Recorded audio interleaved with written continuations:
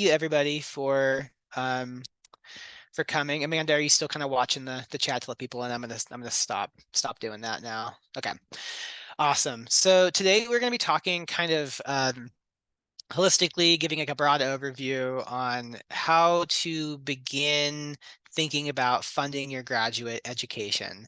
I know that a lot of you are in various stages um, of, of approaching this topic. So some of you may have turned in an application already and are hoping to get funding. Some of you may be in the very early stages of just thinking about graduate school and you don't even know where to start and you know that you should get it funded. Um, and you're just looking for a place to start. Some of you might not even know that you can get graduate school funded, and you got this email and you were like, what, I can get graduate school funded? Yes, you totally can. In fact, I recommend in many scenarios that you definitely don't do it unless you get it funded. So and we'll talk about what some of those scenarios are, what that looks like. And yeah, so but and along the way, I'll just ask, we're anticipating there being quite a few people coming to this. I think we had almost 200 signed up. And so, you can feel free to put your questions in the chat, and then Amanda will do her best to kind of moderate the questions for me as I go. And then maybe at the end, we'll have a little bit of time to do a Q&A as well. But we're going to try to be mindful that we only have an hour, and I'll do my best just to kind of move through this. So yeah, so today we're talking about how to fund your graduate education.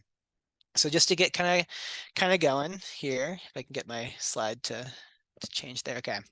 Um, so graduate funding, just a couple of quick facts, is that the way that you end up funding your education is going to vary greatly based upon your discipline, the type of degree that you're going for. So that's something that maybe we'll get into a little bit here, is that certain degree types are going to be more likely to have funding associated with them. You know, when you uh, apply to graduate school and are looking for funding, oftentimes getting funding is an active process. It's not something that you can typically just throw an application in for the program and then just kind of expect to get it.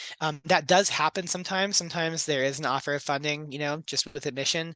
However, I wouldn't necessarily count on that. It's typically an active process. It's a conversation. It's something that's sort of ongoing.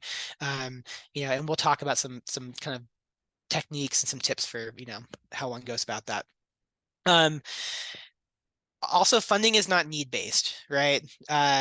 So there's no federal financial aid like the Pell Grant, right? So many of you in your undergraduate degree, if you're a domestic student, you would have gotten like a Pell Grant if you met certain income thresholds. You won't be eligible for that as a graduate student. So we just that tends to surprise some people when they get to the graduate level. So just kind of keep that in mind. And then funding can come from an internal, right? So like the university itself, a department, sort of a centralized pool, something that maybe comes from like the College of Graduate Studies is what we're a part of. We help allocate TA and RA positions, or it may come from an external source as well. So and we'll talk about how it is that people can go about looking for externalized funding sources as well. So moving on. Oh, and also I'm gonna say right now before we get too in the weeds here. So I don't work for the admissions department. I work for the College of Graduate Studies, but I work kind of adjacently to the admissions department, and something that I want to because I think that every time we have this, people want to know about the possibility of application fee waivers, and I will say right now that we at least within my sort of sphere of knowledge, we don't offer application fee waivers. So if you're here to ask about application fee waiver, unfortunately, I can't give you any advice or recommendations on that. I know that we generally we do not provide them. So yeah, just wanted to kind of get that disclaimer out there as well. So um, like I said, it's possible to make it through graduate school without paying out of pocket. Now, you're not going to be rich, but you certainly can generally get through it, whether that's on a TA-ship or an RA-ship, a fellowship, or some other sort of work appropriation. So researching and applying for opportunities takes time. This is something I've kind of already been over. You need to understand, how the source is going to impact your funding. So what that means is that different sources have different requirements. So for instance, if you get a fellowship, which we'll go over fellowships here in a moment, versus a TA-ship, those are going to have much different kind of requirements for what you have to do in terms of like actual labor, right? And then throughout the whole thing is like be your own self-advocate. Don't just sort of like idly sit by, read your fund, read, if you get a funding offer, read it actively, understand what's being offered to you. Yeah. So, okay. So, we're gonna kind of start off by just going over, generally, uh, what the different types of institutional and internal funding options look like. So to kind of give you a broad overview, typically it's going to come in the form of a graduate assistantship. And so there's three types of graduate assistantships. There's a teaching assistantship, which means that you tend to have about 10 to 20 hours of required teaching work a week. The way that a teaching assistantship kind of looks, it varies a little bit. If you're somebody who's in the humanities, you may actually be the instructor of record for a course. You're taking a very active place in the actual sort of scripting of the course, the development of the syllabus, and then the lecturing of the course itself. Whereas sometimes in STEM fields you might be a grader, right? So you're literally just grading essays for a professor, or kind of proctoring essays. You also you may be teaching a lab, things like that. But whatever it is, it usually is about a 20-hour work commitment a week. Whereas a research assistantship, and actually I think that our next slides, I might be getting ahead of myself just a little bit here. So I'm going to go on. So yeah, so graduate assistantships, 10, 20 hours a week, paid work experience. Before I go on, the reason why assistantships exist, I should say, before I get too far ahead of myself, is to provide faculty and or university staff assistance in carrying out special projects or other assignments. So let's see, I think that we have teaching assistantships. There we go. Okay. So yeah, TAs about 20 hours a week. It can range anywhere from like prepping courses to grading papers to leading lab sessions. RAs, on the other hand, you don't have that regular teaching requirement. However, you will still have about the same 20-hour work requirement a week, and you're going to be doing anything from like lab work, statistical modeling, helping with grant authoring, and then we have other written there. So that means it can be it's pretty open-ended. So and then graduate assistantships, these can look really different depending on the type of graduate assistantship you get. We have two graduate assistants here in COGS. So Amanda, that's what you're classified as technically, correct? So Amanda, is a graduate assistant here in the College of Graduate Studies and helps me put on programming for graduate students.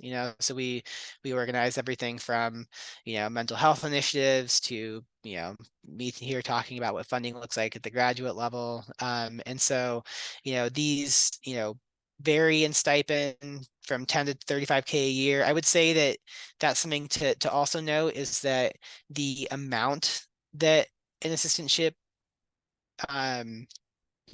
provides, it varies drastically by department. So this 10K might be a little bit outdated. I think that we our lower end teaching assistantships tend to be around like 13. um and then I would peg the average being somewhere around like 16 or 17,000. And then we have obviously some that are kind of higher than that, but it really depends on like what grant are you on. If you're an assistant, a research assistant, what department are you teaching for? The humanities tend to be a little bit less, STEM fields tend to be a little bit more. It's that's generally how those work. Um, so how do I get one? How do you get a an assistantship? So many of you are probably in this process right now of trying to understand, um, you know, how to kind of breach this subject with faculty. And there's no easy way to go about it. There's no simple answer about how it is that there's no form you go fill out. There's no like streamlined process. And that's a little bit by design, I would say. If I think that like a lot of departments intentionally um, make the decision not to have a streamlined process for funding, because if so, they would become inundated with requests for funding, right? So something to kind of keep in mind is that everybody wants one. Everybody wants an assistantship. I the only people who aren't actively seeking them are people who maybe are doing they're working for say like an engineering student's working for an engineering firm, and they're doing some sort of a continuing education agreement with their employer or something, right? But aside from that, like most people are looking for funding. And so the way that I always suggest going about this, and I think that this is kind of the next slide, so I'll make sure I kind of hit these points here before I go on. Um, you know, yeah, I'm gonna move on to the next slide because I actually think that this next slide's more useful. Basically, all of you are gonna have to broach the subject of funding at some point with a faculty advisor. Like when people email the admissions department asking for funding, that is a largely like I don't want to say like not it's not useful, because the admissions department is wonderful and they will always find funding. Not funding. They will always try to get you to where you need to go, right? Like they do their best to answer every email, you know, direct you around, the website. But ultimately, what you're going to have to do is actually interact with the department a little bit. Um, and you know, I think that what I might do here, and I didn't necessarily plan to do this, but I think I should show you our degree finder index, um, because the way to do this truly is to actually hop onto the department's webpage, look through their faculty offerings, go to the Google Scholar page or the recent publications of the people working in the department, and try to get your head around what's being done there, right? If you just email the department and say, I need funding, like I would say like 99% of the time, they like that doesn't say or do anything for them, right?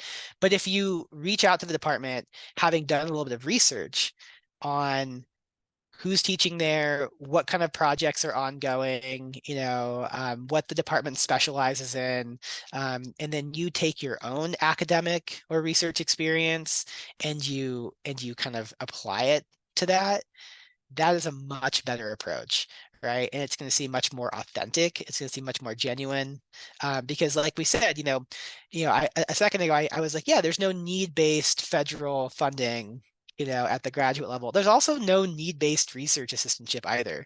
Like they aren't going to like allocate these things based on sort of financial need. They're going to allocate them based on who's most qualified and who's most curious to carry out the kind of work that's going on in that department. And so I might actually I'm gonna really quickly, I'm gonna stop sharing my screen, and then I'm gonna show you kind of how to maybe go onto the website and start to look this up. But I'm gonna really quick, I'm gonna unshare. Oh, we got 52 people here. Right on. Welcome everybody. Just give me 2 seconds here, and I'm gonna just pull this up. We're gonna go off script a little bit. Um, Graduate admissions, degree finder. Oh, let's see here.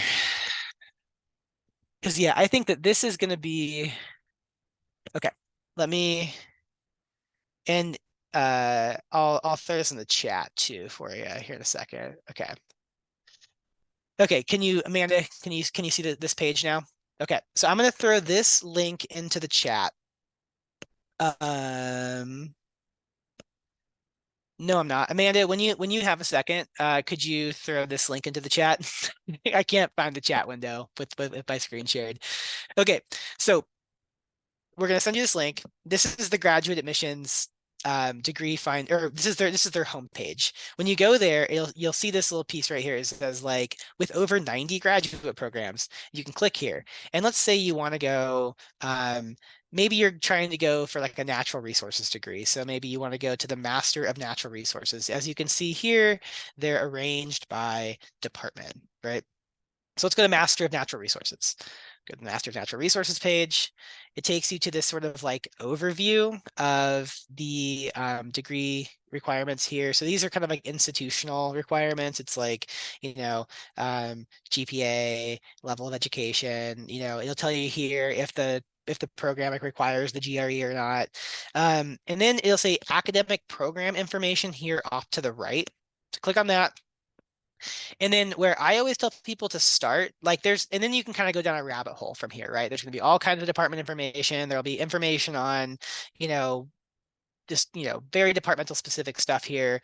But then there's usually so usually it says our people. Here it says core faculty, but like usually it'll say like our people. And then you can go through and it'll actually list out who teaches here. And so, so Lita's pretty profound as a researcher. So we can go to Lita's, it'll list their education, what degrees they've received, the courses they teach. And then there's usually like a selected publications page down here. And so this is always a great, like literally like if you have access, if you're in a university now or you have access to, a academic database of some kind, like go read some of these papers, right? Like actually go in, do the research, like see what kind of work this person's doing, right? And this is just like I could go down a whole rabbit hole right now of like how to do research on faculty, but I think that is I always tell people this is a great place to start, is just looking at who would you work with. It's the same thing. Like when you apply for a fellowship or a grant or any other kind of thing, it's like the best way to think about finding success is to envision who is on the other end of that email you're sending, right? And like these are the people on the other end of that email that you're sending, the department themselves. And I really emphasize that because we here in the College of Graduate Studies or in graduate admissions, like we don't actually allocate those assistantships. So, okay, I'm gonna unshare really quick, and then I'm gonna hop back into my PowerPoint. Okay. All right. So, let me get back to where I was.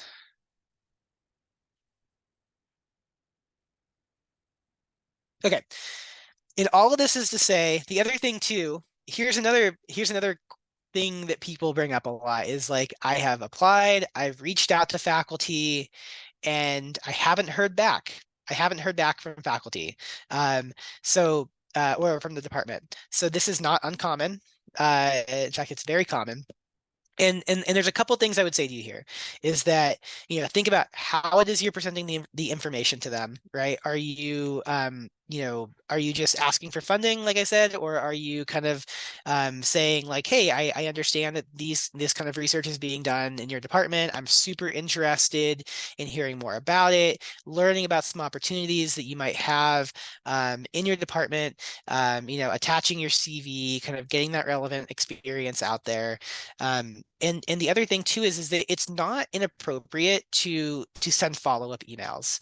Now, that being said, I want to disclaim this like really like in like big red letters, where it's like there is sort of a threshold with that. So if you have sent 4 emails and you haven't heard back from the department, like they might be too busy, or they might not have that opportunity and they just don't have the time to get back to the email. And this is a really hard conversation to have with people. But I would say that like if you're on email 5 and you haven't heard back from them, like and this is just like me trying to be as transparent in this process as possible. Maybe it's not you know that might be like kind of a sign, right? Like, if they don't necessarily have the interest back, you know, you also have to consider that this is an agreement and a relationship that you're trying to enter into. And like any relationship, you don't want it to be too one-sided, right? So, maybe it's just not the year. Maybe you should come back next year. It's one of those types of things. And I think that that's like I've had to become more comfortable with telling people that. I used to be like, no, just keep sending emails. And actually, I don't think it does anyone any good.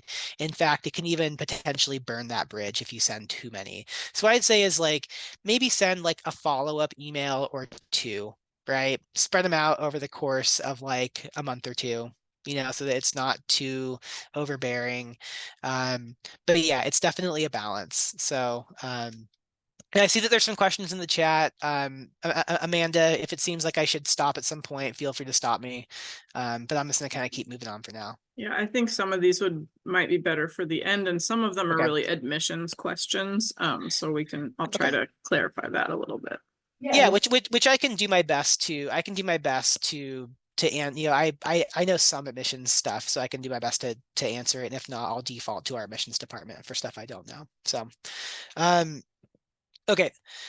So they offered you an assistantship. Now what do you do? The first thing you do is read that offer letter. Know how much you're getting, know if there's health insurance included. Make sure if you're an international student, make sure that the amount that you're being offered in total award matches that amount that you need for your I-20, right? Like that those things they don't exist in gray areas. Like make sure those amounts match up. Right. So, but the first thing you got to do is read your offer letter. Um, make sure that you understand what the tuition remission amount is, right? Make sure that you know that all of your tuition is covered, right? Make sure that they are covering out of state and resident costs. Um, you know, uh, Also, there's a great variation in stipend amount. There's a variation in how stipends are paid out sometimes. So make sure you understand the parameters around the way you're going to be paid. Um, Here's something that people don't always catch is that um, student fees are not always covered um, in your offer. So like when I was a graduate student here, my student fees weren't covered, and I didn't. No, my student fees were covered. Health insurance isn't covered, so I'll get into that too in a minute. So like, but some departments, student fees aren't covered, and those are like $700 a semester, right? So like those are things to keep in mind because they can really blindside you. The other thing, I mentioned health insurance a second ago. With health insurance, um, if you don't, so I think that, if you can't prove you have other health insurance, they're going to require you to purchase it's called SHIP health insurance here, which is like $1,200 a month. So like understanding if that health insurance is covered, I believe if you're an international student, you have to purchase SHIP regardless. So, understanding, and some departments do cover SHIP, but you need to know that. And the only way to do that, again, is to read your offer letter when you get it. I'm just trying to make sure that you understand all of these kind of fine details that people sometimes will just get an offer and they're just like, where do I sign? Right? Don't, pump the brakes. No one's going to make you accept that offer the day you get it. Right? You have time. Usually you have at least a couple of weeks before they require that you notify them if you're going to come or not. So, um, and then also the start and end dates of your assistantship. So here's something that people don't always account for either. Sometimes your assistantship will be a 9-month assistantship, and sometimes your assistantship will be a 12-month assistantship. So some people are not paid over the summer, and you need to plan accordingly for that. Now there are summer funding opportunities. Sometimes like I know that when I was a graduate student, I did a summer TA-ship that paid me a little bit of money that helped me get through the summers. They're oftentimes very competitive. There's an additional application process you have to go through for those, and they don't pay as much. I mean, the reality of it is that I was getting like $2,000 for a whole summer, which is like not a lot of money if you're trying to pay rent and those sorts of things. So making sure that you're kind of appropriating your stipend how you need to, based on it being a 9 or a 12 month allocation is really, really important to understand before you sign that letter. Have that plan in place. Okay, external funding options. Let's go over some of these. So these are going to be particularly relevant if you are maybe an undergraduate senior right now, and you're going to be transitioning into grad, and you're looking at maybe securing your own types of funding. So um, the biggest way, and I actually help lead this initiative here at the University of Idaho, is to look for grants and fellowships. If you're entering into a graduate program, particularly fellowships, grants become a lot more available to you once you're actually in the program itself. They can be a little bit tricky before you have access to the like the institutional infrastructure that's required to even submit a grant in the first place. So what I always say is when coming in, fellowships are a much better option. And when we look at like who is interacting with our fellowship support structure here, it's always undergraduates. It's people kind of entering into graduate school. Um, so fellowships are um, you know, they're awesome. They typically pay more money than assistantships too. So for instance, the NSF GRFP, the National Science Foundation Graduate Research Fellowship Program, is one of the biggest fellowships that we work with here. It's a fellowship that does provide money to promising undergraduate seniors who are research active or first and second year graduate students. If you apply in your undergraduate, you get to apply twice. If you apply in graduate school initially, you only get to apply once. So I always tell people that strategically, it's actually a really good move to apply in your undergraduate time, right? So um, and that's something, again, I can kind of get into a whole can of worms on how that works, so for instance, the NSF GRFP is like a $36,000 stipend that you get renewable for 3 years. It's quite a bit of money. It looks really good on a CV. They're kind of these career changing fellowships that people get. So that's one way. You apply for that through the NSF website. They have an NSF GRFP site. There's also several others that we can, and again, if you want more information on this, my email will be at the end, but there's also like Ford Foundation, there's the Mellon Foundation. We've seen some Department of Defense folks come through the University of Idaho. Usually those are like engineering, STEM-based people. Um, People kind of like, interfacing at the, you know, um, where the Department of Defense actually kind of does research. So, a lot of like computer science people, engineering people, that kind of stuff.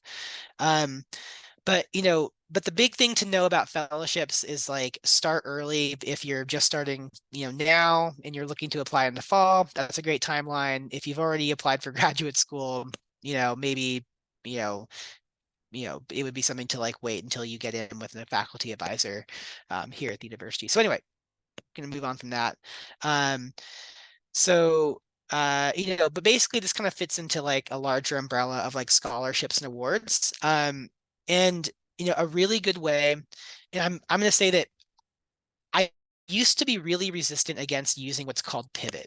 Pivot is a database that if you're at a university right now, you probably have access to. Um, Universities pay for it. It's a service, that you can get if you have some sort of like a single sign-on, log-on information through university. And I used to not love it, but I have kind of opened up to it more. They've refined it. They've made it better. They have a really interesting visualization tool.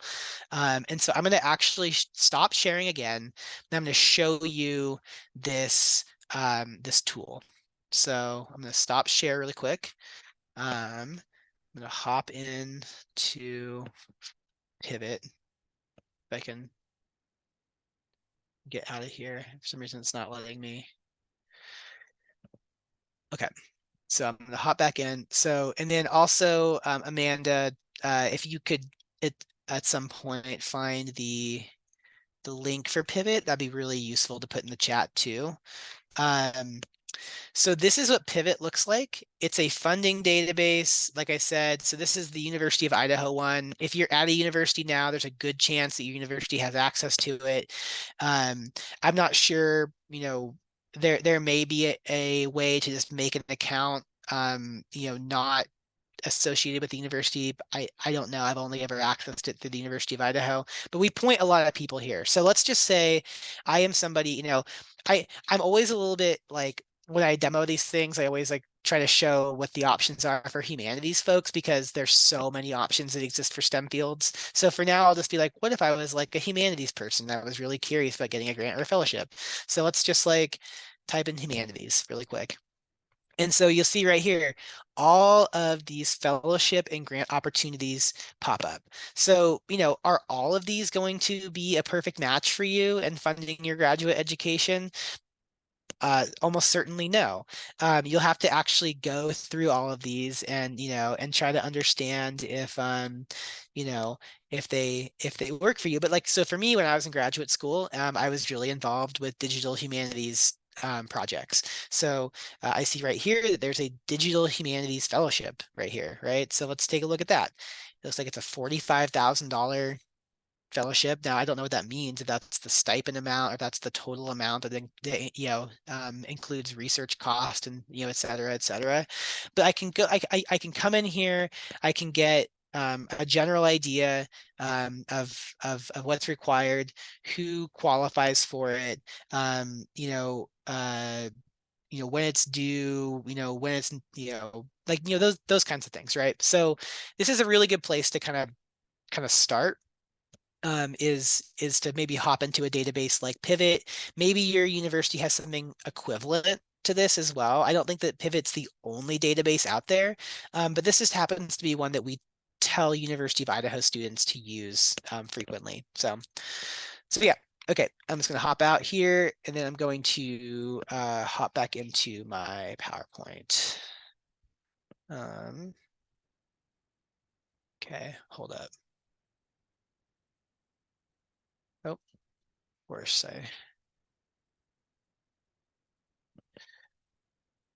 all right. And of course, it's going to make me have to flip through them. And I promise we'll try to go through some questions here at the end. I'm just going to get through the general PowerPoint, the PowerPoint of things. So yeah, so Pivot's a good option. Um, you know, there's a ton of stuff out there. And the other thing too is that I think that we tend to say that, you know, fellowships and grants are only available to domestic students. That is generally true. However, I have found recently that there are some fellowships that are totally available to international students. Not as many, but like for instance, the American Heart Association has a research fellowship that is available to international students, which could be one to maybe look into. So there's options out there. There's options out there, is what I'm trying to say. So let's see here. Um, the other thing too, that I would say is that to look into if the department itself has scholarships and fellowships available. There oftentimes are scholarships and fellowships available. Just if you have the right credentials when you apply and when you're entering in, if you're somebody who had a certain GPA in their undergrad, or they particularly wanted to recruit, oftentimes there will be little scholarships available to incoming students as well. Oh, I think someone might have unmuted. Maybe you were them. Just mute back up. So yeah, the other thing too is that when you're in the program, and this is a little bit more kind of like once you're in, there's all kinds of cost associated with just needing to do research, travel to conferences, uh, you know, a lot of these things that won't be included in a research assistantship. So a research assistantship is just like usually cost of tuition and education, and then a stipend. It won't like actually provide money for travel. So that's something, when you're actually here, we have you know several graduate associations that provide you know travel awards that we oftentimes help folks understand the application process for. There's also summer fellowships and teaching and research opportunities as well. So for instance, when I was here at the University of Idaho doing my graduate degree, I got a summer fellowship one year that provided me with about I think about $5,000 in stipend money, and then some research cost as well. So there are opportunities once you get here as well. Again, though, I'll just go back to people oftentimes will email COGS or they'll email the admissions department, and realistically, going back to when I demoed that page, like looking at actual faculty members and talking with the department, like that is going to be ultimately how you find out about those opportunities. None of them are housed here in COGS or via grad admissions either. So um other resources, and this is something that I'm going to plug the Military and Veteran Services Office. If you are somebody who has been in the armed services here in the US, there are programs obviously available to help you pay for your schooling. I do my best to not give any advice about that at all. I think that the Military and Veteran Services Office here on campus is much more equipped to do so. Here is their email, and I encourage you to reach out to them. They are wonderful to work with. The other thing, is to think about, if you're someone going into education, if you're someone going into an M&R field, maybe, you know, we oftentimes deal with people who get what's called continuing education cost. Taken care of via their employer. So that's, we see that oftentimes people working for school districts, people working for engineering firms, people who work for like federal agencies like the Forest Service or the Bureau of Land Management. They all have work study programs associated with them. Yeah. So, and then we have down here additional part-time work. I always tell people to be a little bit careful with this, especially if you're international. There are, you should always work with the IPO department on any additional work that you take on while you are in graduate school, especially if you're already on an assistantship, or if you're dealing with any kind of like work or student visa related stuff. Just be really careful with with taking on additional jobs, because it could put you in violation of some contracts. So um other resources. This is a slide that has existed on this PowerPoint for a while. I want to tell people to be careful with this. There are always loan options available through FAFSA to pay for graduate school. What I want to go back, and just say that, graduate school is not going anywhere. I really recommend that people do their best to get as much of grad school funded as possible. Loans can step in, if you are needing to fill in some gaps, right? If there's just like some additional living costs or education costs, like travel costs that didn't get covered through your official funding offer, but obviously be careful with them. Their loans. Definitely be careful. There's a lot of private loan options out there. I always want to disclaim that, be really wary of them. If you do have to do it, the safest, most sort of flexible way to do it is to do it through the federal government, because there are, they have so many loan repayment options and income-based options that really, help people out a lot. So, but that is an option though. If you are somebody who is a U.S. citizen and just need to fill in some gaps, you can always do a FAFSA as well. So, but yeah, number one tip, I'll just say it: just stay organized, be early. You know, start the process now. Uh, don't don't uh don't put it off, until the last minute. These things take time. These conversations take time. Um, and it can get confusing. I know a lot of you are going to be applying for more than one school. The University of Idaho is not the only school you're going to be applying to. Um, don't put, we've seen letters come in that are addressed to the wrong schools. you know, don't do that. It's a pretty sure way to maybe not get in, you know. Um, yeah, and I want to leave a little bit of time for questions here at the end, because I know that we have about 15 minutes left, and I just see that there's like 61 questions in the chat right now. So we're gonna do our best here.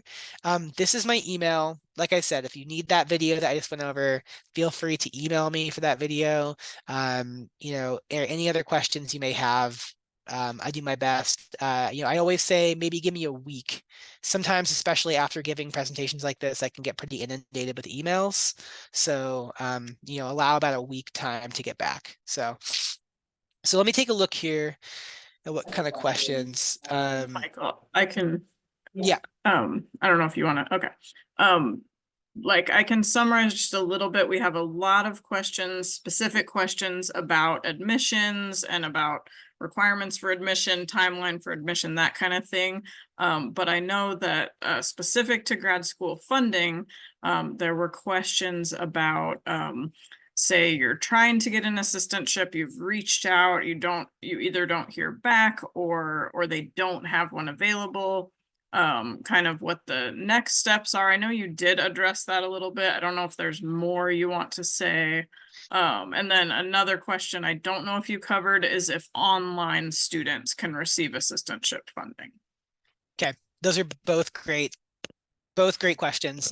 So, what I would say is that particularly if you're doing a research-based degree, so say you're doing an MS thesis degree or you're doing a PhD of some kind, my my hard and fast answer is always like, don't do it unless you can get it funded. Like I think that like there are very few exceptions where that would not be my advice.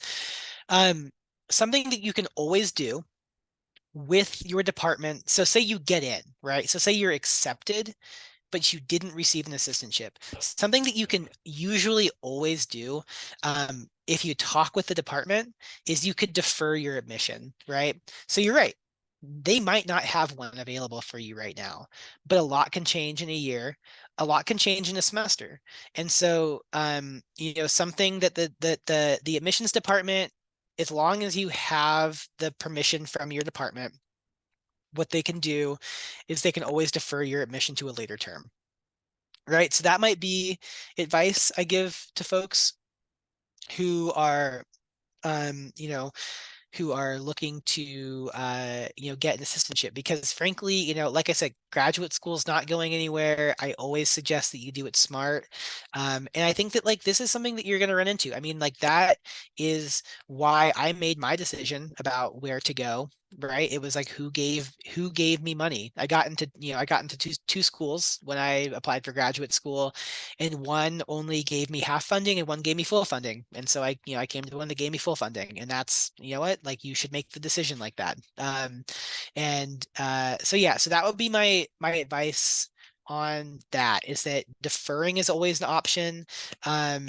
And to just be careful. Don't put yourself into a bad situation. Also, like, think about why you're doing it. Like, why are you going to graduate school? Is it just to get the degree, or is it to have the experience that you want, right? So like having funding is going to make that experience or break that experience for a lot of people.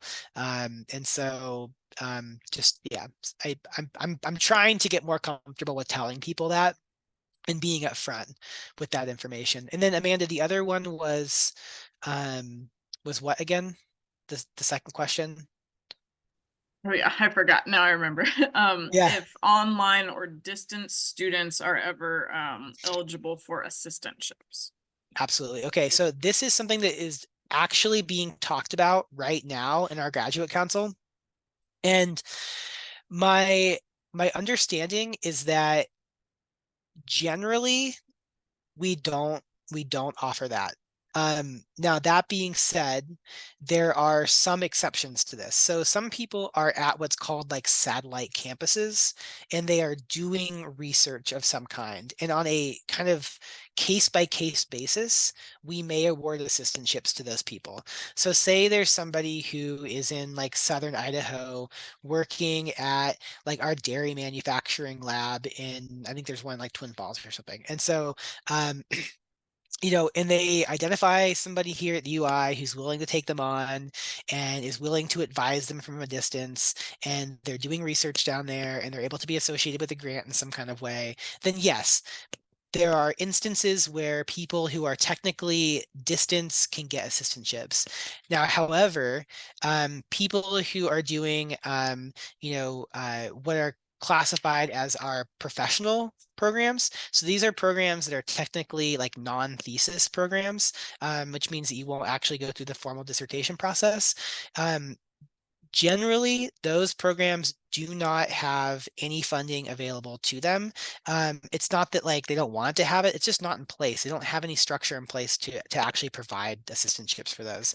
So these are like, a really big one that people ask about all the time is like the theater distance learning program. I personally haven't heard of anybody. Taylor, Amanda, have you ever heard of anybody in like a program like that getting an assistantship? I don't think so.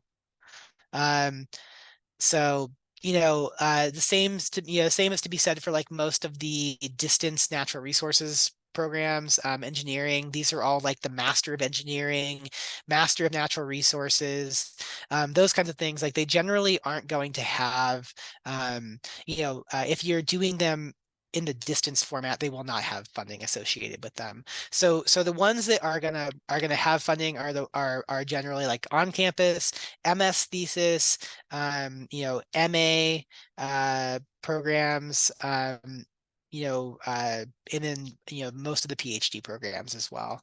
So I hope that answers the question a little bit. Amanda, is there any other kind of aggregation of questions that maybe you saw? Yeah, I mean, there's a lot of specific ones for graduate admissions. So I just put the grad admissions contact page, which has a lot of different ways to contact them, like go to the application status portal, or there's specific links for those Yeah. questions. But we did have a couple different people were asking about law school funding and how that's related to college and graduate studies funding. If you could This briefly is answer that. this was, you said College of Law?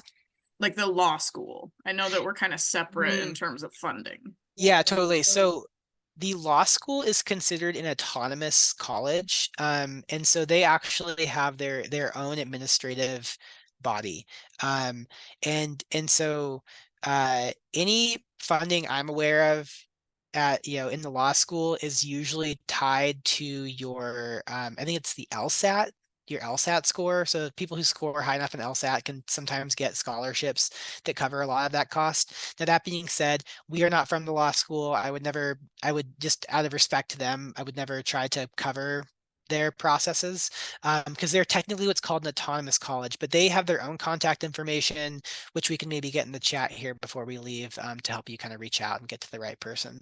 So, um, yeah, and oh, and also like I was seeing here too. I'm seeing some people. Oh, actually, no, Amanda, it looks like you replied to quite a few of these. So thank you for that. Um, okay. Is there any other? I might unshare really quick. Do we have any hands raised or? We got about 8 minutes left. I'm gonna kind of pour through the questions and just see if I can kind of pick any out that I can answer quickly. Oh, so it looks like Blessing. You have your hand raised. Do you want to ask a question?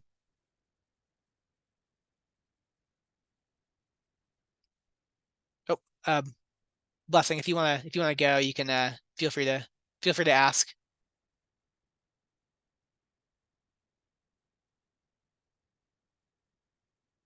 I can't hear you, so I'm gonna hold off. We'll come back to you. Oh, sorry, Michael. I can Blessing asked in the chat Oh, several times. Can someone be admitted before sending their degree result? um, do you mean like your transcripts? Is that like that must mean transcripts. So typically the admissions department, I can speak a little bit to this. I would always say to confirm anything I say about admissions with admissions because I just want to be respectful to them. But generally you can apply with unofficial transcripts, and then when you're admitted, you have a period of time to then send final official transcripts. So if that is what you're talking about, then yes, you can apply, you can technically apply and be admitted without having your final official transcripts. Um, Hi, Michael. yeah. Oh, and actually, I was gonna ask. So there's another person with their hand raised, and please forgive me because I don't want to butcher your first name. Um, but if you want to go really quick, and then B, Can you we'll hear we'll, me? we'll go. Can Yeah. you hear me? Hi, Mike. Oh yeah, yeah. You can go next, B, and then yeah. Okay, perfect. You want to go? Of Hi, Mike. Thank you so much. course. My question was about admissions. I actually sent my application.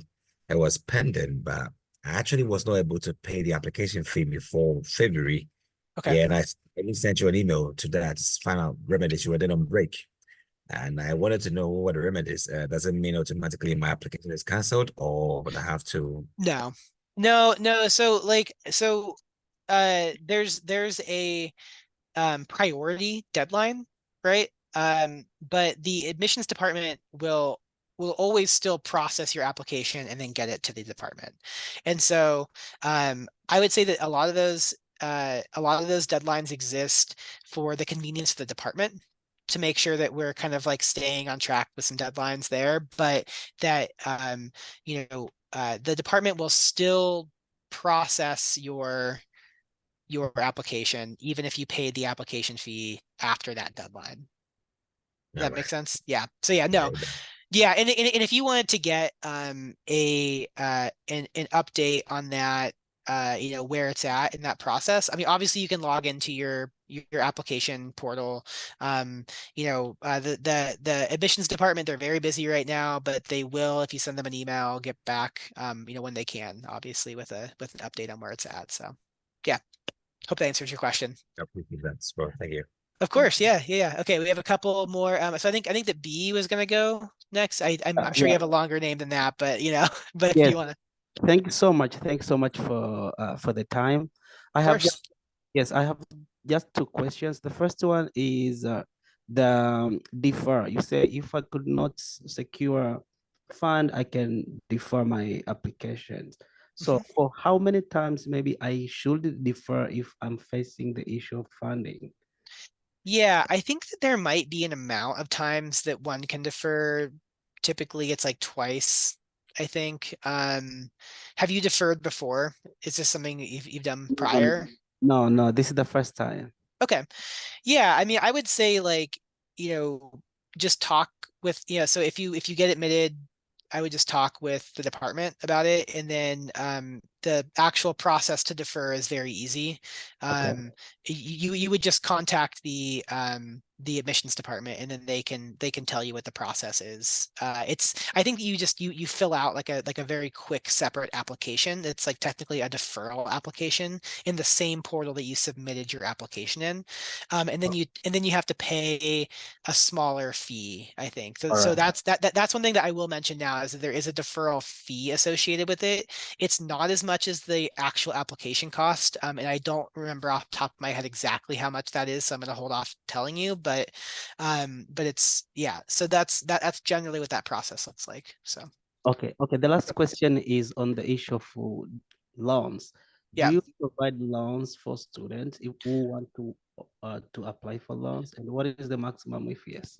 Yeah, so that is something that the only loans that I am aware of are federal loans, and they are through FAFSA, and they are generally so the only contingency that I am aware of on those is that you would need to be a US citizen for those. So and that's information that only you all have at the moment for me. So yeah, so those are the only loans that I'm aware of, or that we like kind of formally endorse.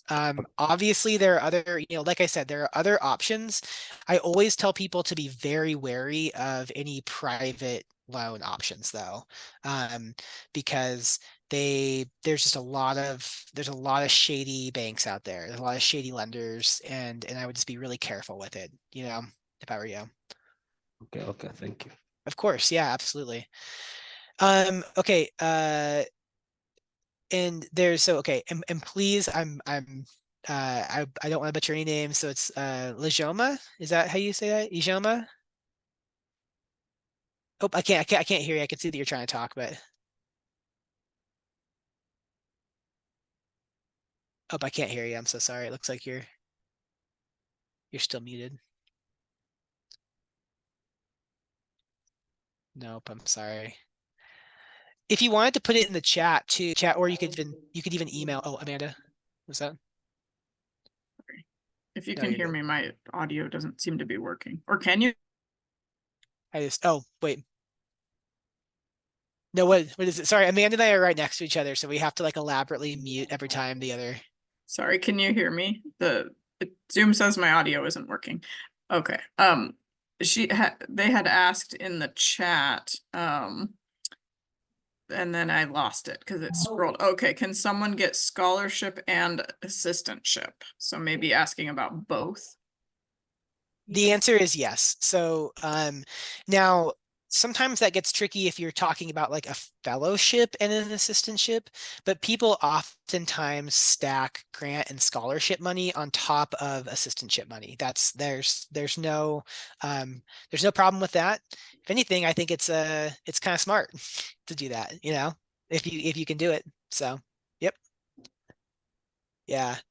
Obviously look at, make sure that there's no stipulations against it in whatever the contract you're signing is. But yeah, no, people oftentimes do that.